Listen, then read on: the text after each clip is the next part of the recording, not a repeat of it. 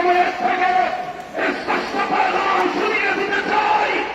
যারা মনে করেছিলেন শাপলা চত্বরে হেফাজতে ইসলামের রক্তের মধ্য দিয়ে হেফাজতের মৃত্যু ঘটেছে, আজকে তাদেরকে বলতে চাই শাপলার শাহাদাতের মধ্য দিয়ে হেফাজতের পুনরুত্থান হয়েছিল।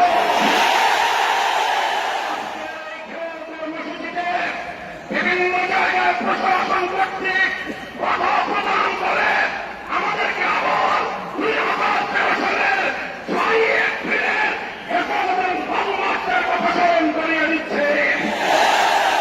যদি আমাদের সঙ্গে প্রতিশ্রুতি ভঙ্গ করা হয় আর যদি আমাদেরকে বাধা দেওয়া হতে থাকে, আমরা আবার সক্রান্ত হয়ে যাব।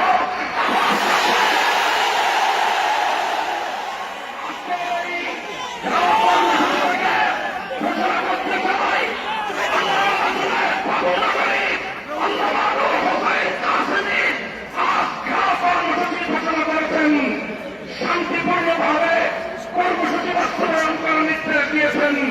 আমি আমার মহানগরীর হেফাজতের কর্মীদের কাছে জানতে চাই, বাবুরাগুলি কাশ্মীর সহ নেতৃবৃন্দের নির্দেশনা মানতে প্রস্তুত আছি তো? আর শান্তিপূর্ণভাবে কর্মসূচি সম্পন্ন হবে যদি এদের সরকারের কানে পানি না